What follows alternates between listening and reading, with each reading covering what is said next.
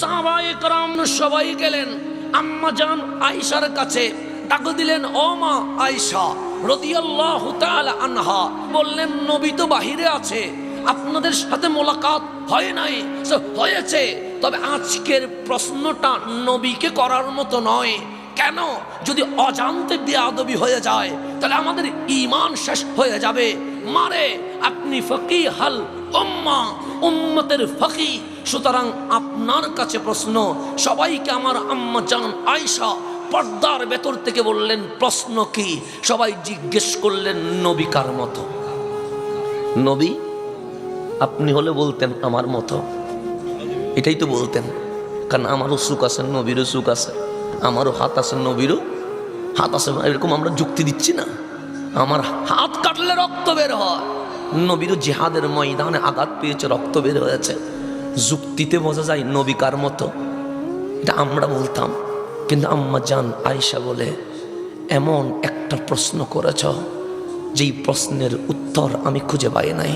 আমি দিনের বেলায়ও নবীকে দেখেছি, আমি জিহাদের ময়দানেও নবীকে দেখেছি। রাতের অন্ধকার, চিরাগ জ্বালানোর মতো তেল আমার ঘরে নাই। রাত যখন অন্ধকার হয়ে গেছে, পূর্ণিমার চাঁদ কেন জানি খিলখিল করে হাসছে। আমার ঘরে খেজুর গাছের পাতা দিয়ে বানানো, আসমানে বৃষ্টি পড়লে বৃষ্টির পানিও পড়ে, রোদ পড়লে রোদও ঢোকে, আবার ভেতর থেকে আসমানও দেখা যায়। সেদিন পূর্ণিমার চাঁদ উঠেছে, বড় সুন্দর আসমান দেখা যাচ্ছে। হঠাৎ দেখি আমার অন্ধকার ঘরটা লাইট ছাড়া আলোকিত হয়ে গেছে। আমি তাকিয়ে দেখলাম কিরে আলোকিত হলো কেন? দেখলাম নূরানি নবীর নূরানি ঝলক আমার ঘরকে আলোকিত করে দিয়েছে। সে মদিনার মানুষ, তাই তো নবী পেয়ে বলেছে তালা আল বাদরু আলাইনা, পূর্ণিমার চাঁদ মদিনায় উদিত হয়েছে।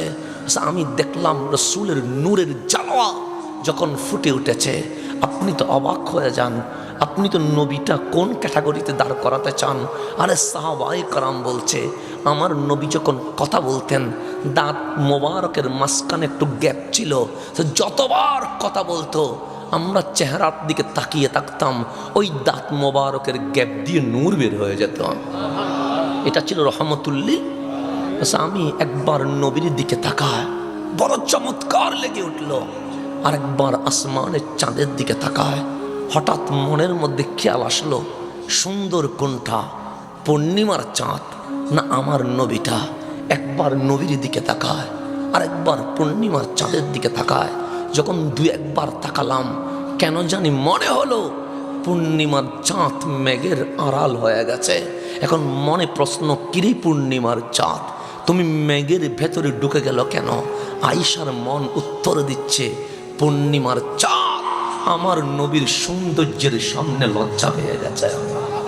আমি পূর্ণিমার চাঁদের সাথে আমার নবীর সাথে মিলাইতে পারি নাই। ও সাহাবী, কেমনে বলি নবী কার মতো?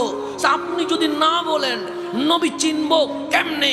তখন আম্মা জান আয়েশা বলে যদি আসমানের সাথে তুলনা করি নবীর তুলনা হয় না, যদি সূর্যের সাথে তুলনা করি নবীর তুলনা হয় না, যদি চাঁদের সাথে তুলনা করি নবীর তুলনা হয় না। তবে তোমরা যখন প্রশ্ন করেছো আমার কাছে একটা উপমা আছে। সবাই খুশি হলেন। ও আম্মা জান বলেন না নবী কার মতো? যে তোমাদের হাতে কি কোরআন আছে? সবাই বললেন হা হা আমাদের বগলে কোরআন আছে। সে কয় পারা? সবাই বললেন 30 পারা। সে 30 পারা কোরআন কি কখনো হেঁটেছে? সবাই বললেন মারে কখনো হাঁটতে তো দেখি নাই। সে 30 পারা কোরআন কি কখনো বসেছে? সে বসতে তো কখনো দেখি নাই। 30 পারা কোরআন কি কখনো কেঁদেছে? সে কাঁদতে তো কখনো দেখি নাই। 30 পারা কোরআন কি কখনো হেসেছে? সে হাসতে তো দেখি নাই। আম্মা জান আয়েশা বলে বাস শোনে নাও, খুলুকুহুল কোরআন, তোমার 30 পারা লিখিত কোরআনের জিন্দা প্র্যাকটিক্যাল কোরআন যদি দেখতে চাও, ওই জিন্দা কোরআনের নাম রহমতুল লিল আলামিন।